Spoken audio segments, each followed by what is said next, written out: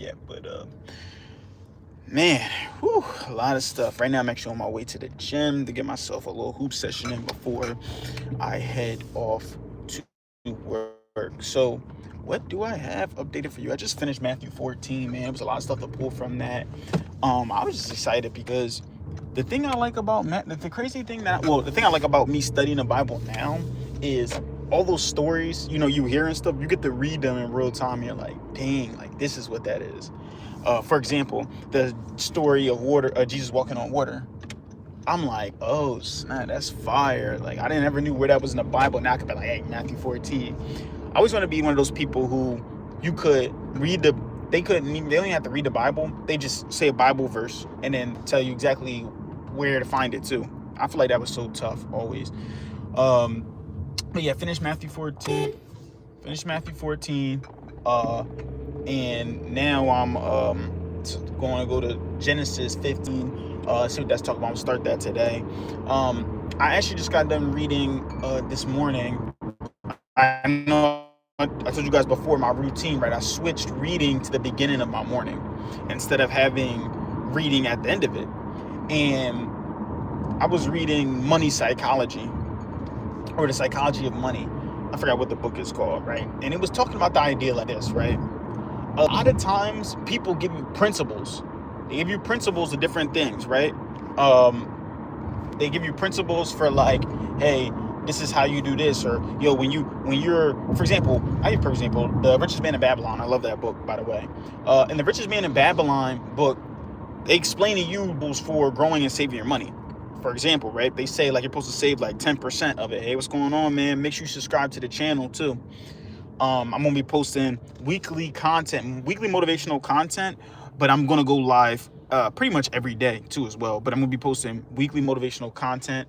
The lives are gonna be kind of sporadic, but the weekly motivational content is gonna be every Sunday. I'm gonna post it. So definitely subscribe to the channel, man, to get that stuff, man. You can see some of my speeches on there about leadership, motivation, some of my story too as well.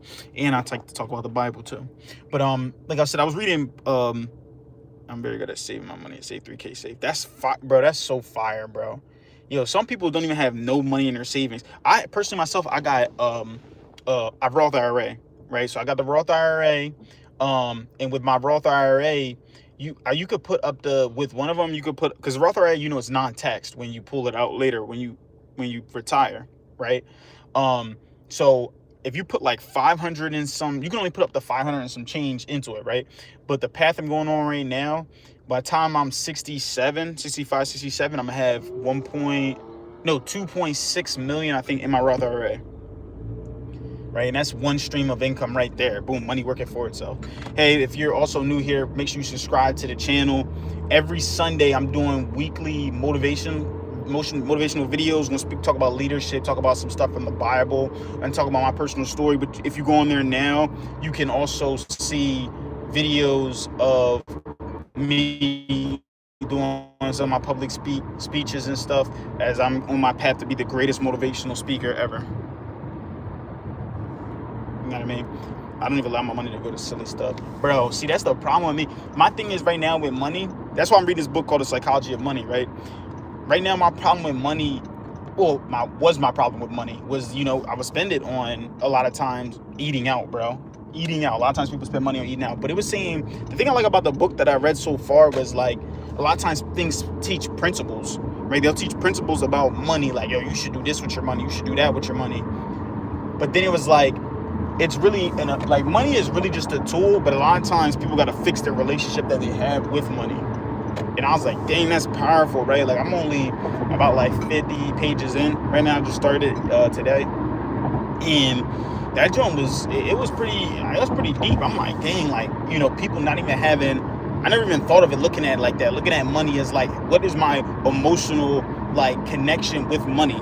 You know what I'm saying? Like, I only think of it as like, yo, I only have a certain way that I think about money, but I don't have no type of emotional connection when it comes to money. I just think about the principles.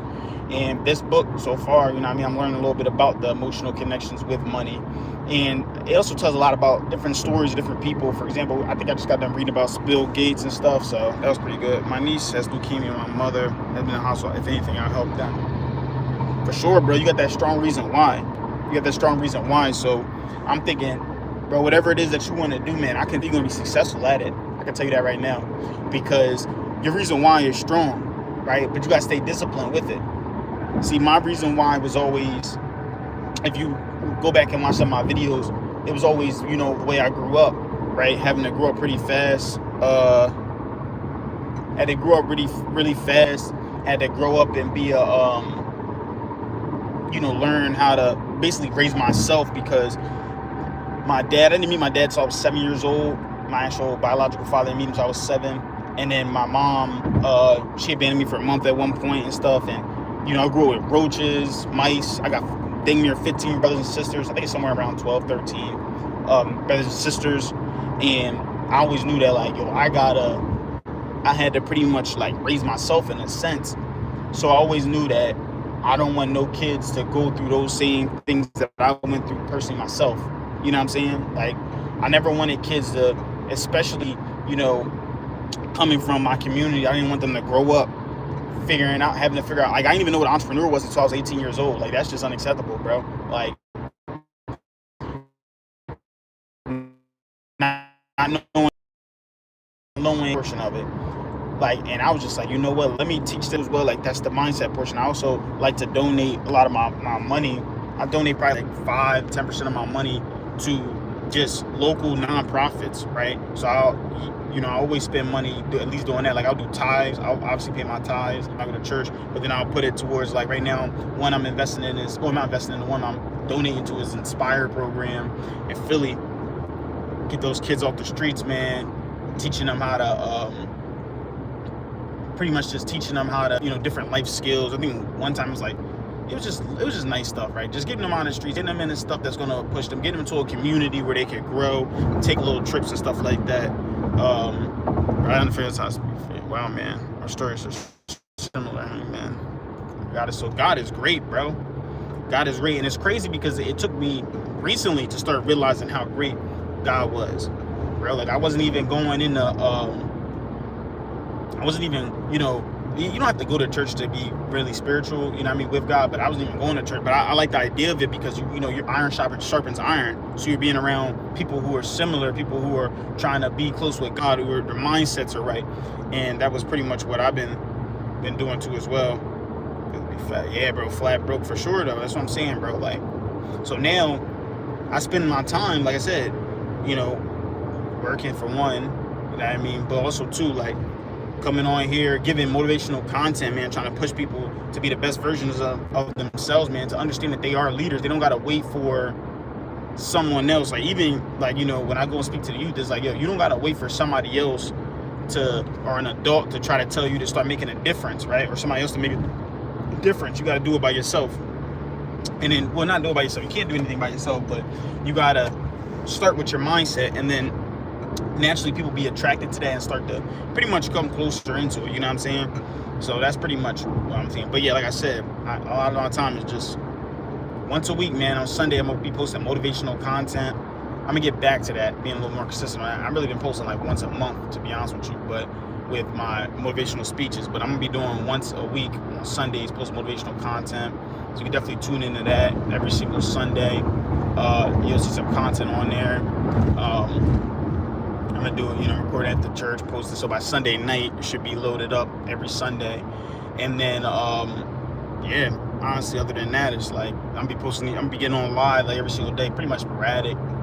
And just over here telling my story, talk about some of the things that I learned throughout the day and things like that. But yeah, the whole point that I was talking about right today was just what I learned from there was just the psychology of money, and that money, you have to reevaluate your emotional attachment to money. And that's something that I'm learning right now through this book, that it's not even just about the principles. A lot of times it's not even about the principles, about your emotional connection to said principles, right? So that's really all I have for you guys today, man. Thank you for tuning in. Thank you for the likes. Please subscribe, and I'll talk to you guys tomorrow. 2.0 out.